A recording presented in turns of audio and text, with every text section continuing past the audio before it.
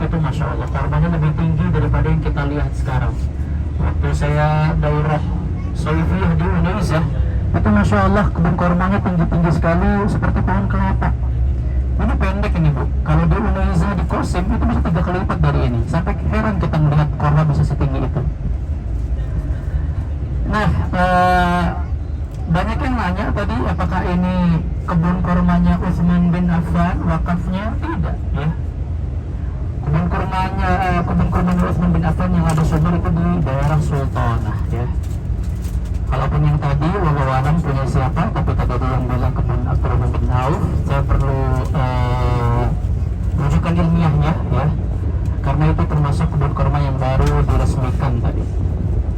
Dari kebun kurma, Bapak Ibu, kita akan jalan-jalan lagi ke Jabal Uhud ya.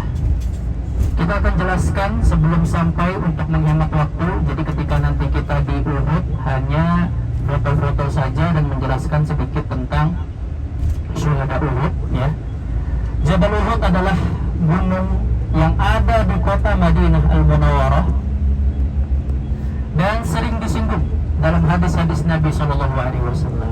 Nabi mengatakan Uhudun jabarun yuhibbuna wa nuhibbu. Gunung Uhud, nah ini sudah terlihat di sebelah kanan Bapak Ibu, yang panjang warna merah kecoklat-coklatan ya. Gunung Uhud adalah gunung yang mencintai kita dan kita pun mencintai gunung Uhud. Nabi SAW pernah berjalan di lereng-lereng Bukit Uhud, kemudian Bukit Uhud bergetar. Nabi menghentakkan kakinya kemudian mengatakan, "Uthbut ya Uhud."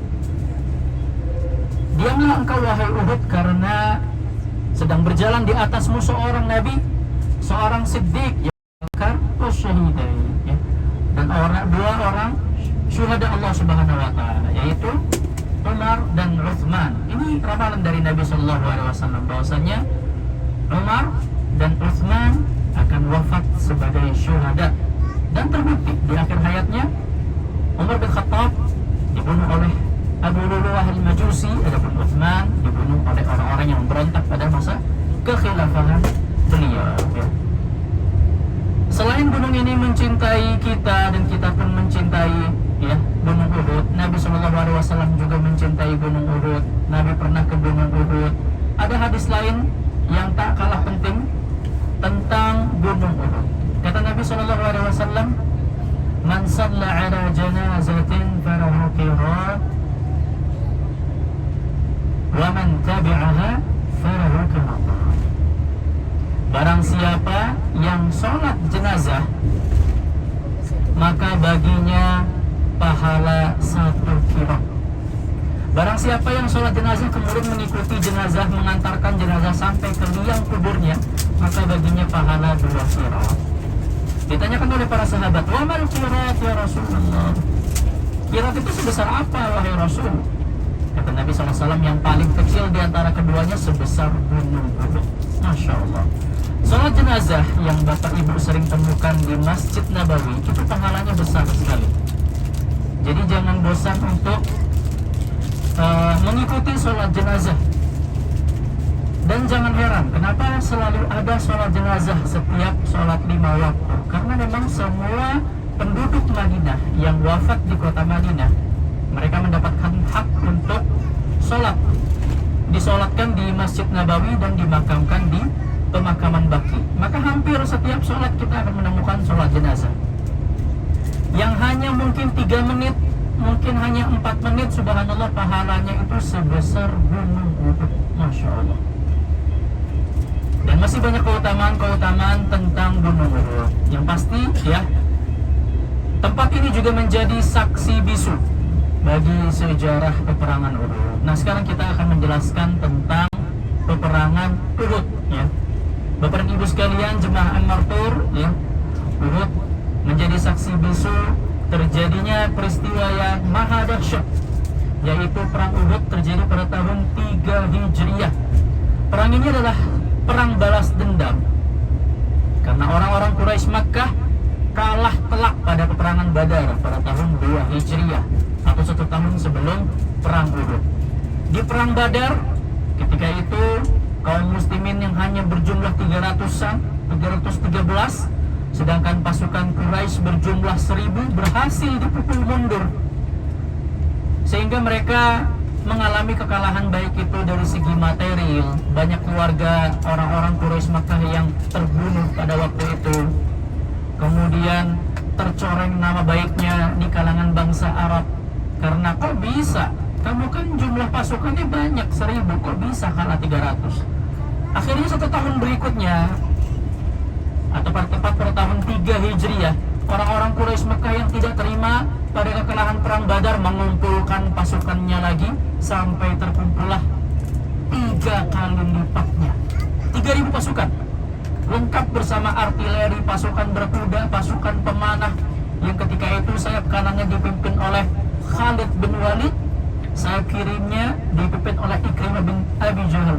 Ya, waktu itu mereka berdua masih belum masuk Islam. Tapi jangan khawatir, meskipun pada perang Uhud mereka berada di pihak musuh, pada tahun 8 Hijriah mereka berdua nanti akan masuk Islam dan menjadi kunci kemenangan bagi kaum muslimin, karena Khalid bin Walid termasuk salah seorang panglima perang yang sangat jenius sekali. Berkumpullah orang-orang Quraisy Mekah datang jauh-jauh dari kota Mekah ke kota Madinah dengan 3000 pasukan. Nabi SAW ketika itu mengumpulkan pasukannya dan ternyata terkumpul cuman 1000 doang bersama pasukan Nabi SAW. Di tengah perjalanan, subhanallah, Abdullah bin Ubay bin Salul, ya, salah seorang gembong munafikin, ketika mendengar jumlah pasukan musuh 3 kali lipat, dia menghasut orang-orang munafik untuk mundur. Dari 1000 orang yang awalnya ingin berperang bersama Rasul, mundurlah orang-orang munafik sebanyak 300, sehingga yang tersisa ketika itu hanya 700 pasukan kaum muslimin. Masih lebih banyak pasukan Quraisy Makkah pada waktu itu. 700 kaum muslimin melawan 3000 pasukan Quraisy Makkah. Bertemulah 2 pasukan di Jabal Uhud. Ketika itu Nabi SAW memerintahkan kepada 50 para pemanahnya yang tembakannya sangat jitu sekali, dipimpin oleh Abdullah bin Jubair, di sebuah bukit kecil yang dulunya dikenal dengan nama Jabal Ainain. Tapi setelah ditempatkan 50 para pemanah ini, dikenal dengan nama Jabal Rumat atau Bukit Pemanah. 50 para pemanah ini diberi mandat, diberi pesan, diberi perintah, diberi komando. Dan perintah ini nantinya menjadi pelajaran untuk generasi yang setelahnya, generasi sampai generasi kisah, dan akan terus diteruskan pelajaran terbesarnya dari perintah Nabi SAW. Apa perintahnya? Kata Nabi, kalian para pemanah jangan tinggalkan Bukit Rumat ini. Sebuah larangan. Taati perintah Rasul, jangan tinggalkan Bukit Rumat ini baik dalam keadaan menang ataupun dalam keadaan kalah. Hatta ursila ilaikum, sampai aku utus salah seorang utusan untuk memerintahkan agar engkau boleh turun kalian semua. Ini adalah strategi perang yang sangat jitu dari Nabi SAW. Ketika ada perang Uhud, ada Jabal Rumat, para pemanah ini ditempatkan di atas bukit, seakan-akan ini adalah serangan dari udara, sehingga subhanallah pasukan kaum muslimin meskipun berjumlah 700 bisa berhasil memukul mundur pasukan Quraisy Makkah sampai kocar-kacir. Pasukan Quraisy Makkah mereka berlarian ke arah belakang. Nah, pasukan pemanah ini ketika menganggap peperangan telah dimenangkan oleh kaum muslimin, mereka melanggar perintah Nabi SAW dan menuruni bukit. Padahal Abdullah bin Jubair telah memerintahkan jangan tinggalkan bukit ini. Tapi kata sahabat yang lain, kita sudah menang, apalagi ngapain lagi ditungguin gunungnya. Sehingga yang tetap menjaga bukit itu hanya 10 orang. Di antaranya adalah Abdullah bin Jubair. 40-nya ikut turun berebut harta rampasan perang karena menyangka kaum muslimin sudah menang. Harta rampasan bisa berupa onta mungkin yang ditinggalkan, harta-hartanya yang ditinggalkan, budak-budak yang tertawan, ya, kuda-kudanya mungkin. Mereka juga bawa uang, bawa dinar, bawa dirham dari kota Makkah Al-Mukarramah. Nah, ketika mereka menuruni bukit, ya, Bukit Rumat ini, sehingga tidak ada lagi yang menjaga, tidak ada lagi serangan dari udara. Khalid bin Walid yang ketika itu juga paham dengan strategi perang, melihat pos keamanan kaum muslimin titik terkuatnya sudah melemah, ya, yang tadinya awalnya kabur ke arah Makkah berbalik arah menuruni Wadi Qanat. Nanti ada seperti sungai di antara Jabal Rumat, ya, meskipun ini ada dua pendapat. Ada yang mengatakan mengitari Jabal Uhud secara penuh, tapi saya lebih milih pendapat mengitari Bukit Rumat karena peperangan itu terjadi dengan sangat cepat sekali. Kalau mengitari Bukit Uhud mungkin butuh setengah jam untuk sampai. Kaum muslim bisa bersiap-siap lagi. Tapi kondisi perang yang sangat chaos seperti itu hanya bisa terjadi dalam waktu singkat. Khalid bin Walid menyeberangi Wadi Qanat, ya, kemudian memutari Bukit Rumat, menyeberangi Wadi Qanat lagi, naik ke Bukit Rumat, dihabisi orang-orang yang terisau di atas Bukit Rumat, kemudian gantian. Sekarang Bukit Rumat atau Bukit Pemanah dikuasai oleh orang Quraisy Mekah.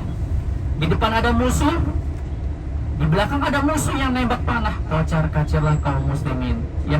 Keadaan dan kondisi perang jadi berbalik. Yang tadinya dimenangkan oleh kaum muslimin, tiba-tiba dengan sangat cepat sekali dibalikkan keadaannya, ya, sehingga kaum muslimin kocar-kacir pada waktu itu. Saking kocar-kacirnya, Pak, ayah Hudzaifah bin Yaman itu dibunuh oleh kaum muslimin sendiri.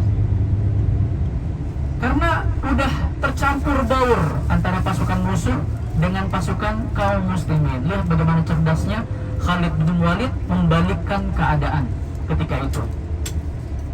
Nabi SAW karena keadaan yang sangat genting seperti itu, dijaga oleh para sahabatnya yang menjadi benteng, juga terluka. Gigi gerahamnya tertembak panah, bibirnya mengalirkan darah. Nabi SAW menghapus darah yang ada di pipinya sambil mengatakan bagaimana mereka bisa selamat, sedangkan mereka mencelakai nabinya. Tapi langsung ditegur oleh Allah Subhanahu Wa Taala. Laisa laka min al-amri syai' an yatuba 'alaihim aw yu'adzibahum fa'annahum zalimun. Bukan urusan engkau wahai Muhammad, ya. Mereka hanya orang-orang yang zalim. Ya. Karena Allah tahu, ya, Khalid bin Walid nanti akan masuk Islam. Ya, banyak sekali nanti orang-orang yang awalnya berada di pihak musuh, ternyata pada tahun 8 Hijriah atau pada tahun berikutnya mereka menjadi berpihak kepada Nabi Shallallahu Alaihi Wasallam. Maka kalahlah kaum muslimin pada peperangan itu. Sebanyak 70 syuhada kaum muslimin gugur pada peperangan itu. Di antaranya adalah Hamzah bin Abdul Muttalib, ada Hamzalah bin Amir. Ya, Hamzah ini adalah pamannya Nabi Shallallahu Alaihi Wasallam yang dikenal dengan julukan Asadullah, singanya Allah. Ada Hamzalah bin Amir yang masya Allah, ya, beliau ketika berangkat perang sedang junub karena beliau baru saja menikah. Ketika gugur dalam peperangan, dia dalam keadaan junub dan dimandikan oleh para malaikat. Ditemukan jenazahnya sudah bersih, sudah wangi, ya. Kata Nabi SAW, dia dimandikan oleh malaikat maka mendapat julukan Ghasilul Malaikah, orang yang dimandikan oleh malaikat. Ada Musa bin Umair, ya. Banyak sekali, ada Abdullah bin Jahsh. Kurang lebih ada 70 para sahabat yang wafat pada peperangan Uhud. Nah ini, Bu, di depan kita ada terlihat gunung besar sekali warna merah, ya. Ini adalah gunung Uhud. Dan nanti kita bisa melihat Jabal Rumat di sebelah kiri. Orang-orang banyak yang naik, tapi kita tidak perlu, ya, untuk menghemat waktu. Di Jabal Rumat inilah perintah Nabi SAW dilanggar sehingga menjadi sebab, ya, kekalahan kaum muslimin pada perang Uhud. 70 para syuhada dimakamkan di sekitar Gunung Uhud. Nanti kita bisa melihat makamnya. Tapi saya pernah menanyakan kepada ahli sejarah sebenarnya makamnya di mana, karena dulu ketika mereka memakamkan para syuhada Uhud itu sebenarnya mereka dimakamkan di tempat di mana mereka ditemukan. Sampai akhirnya dikumpulkan di satu tempat yang sekarang kita lihat, ya. Jadi tidak ada 70 sahabat yang ada di makam yang kita lihat sekarang. Hanya ada Hamzah, ada Musa bin Umair, ya, dan beberapa sahabat lainnya. Adapun yang lainnya dipindahkan. Nah, di sebelah kiri kita, Bapak dan Ibu sekalian, ini adalah Jabal Rumat atau Bukit Para Pemanah, tempat di mana Rasul menempatkan 50 para pemanah. Hikmah yang bisa kita petik dari perang Uhud ini adalah wajibnya kita mentaati perintah Rasul Shallallahu Alaihi Wasallam. Begitu kita melanggar perintah Rasul, padahal cuma ninggalin bukit, langsung Allah hukum saat itu juga. Allah berikan pelajaran, ya, untuk generasi yang setelahnya. Hikmah yang kedua adalah kekalahan di perang Uhud menjadi pelajaran besar bagi kaum muslimin pada waktu itu, sehingga mereka setelah peperangan Uhud, mereka nggak pernah lagi main-main dengan perintah dan komando Rasul Shallallahu Alaihi Wasallam, sehingga kaum muslimin memenangkan begitu banyak peperangan setelah peperangan Uhud karena mengambil pelajaran dari kekalahan pada perang Uhud. Dan yang ketiga, pastinya kita bisa melihat dan menarik hikmah yang begitu banyak dari pengorbanan Rasul Shallallahu Alaihi Wasallam, pengorbanan para sahabatnya, ya. Bagaimana beliau dan para sahabatnya memperjuangkan agama ini dengan darah, dengan nyawa, dengan harta. Yang sekarang kita kunjungi mungkin hanya gunung Uhudnya saja, mungkin hanya bukit Rubatnya saja.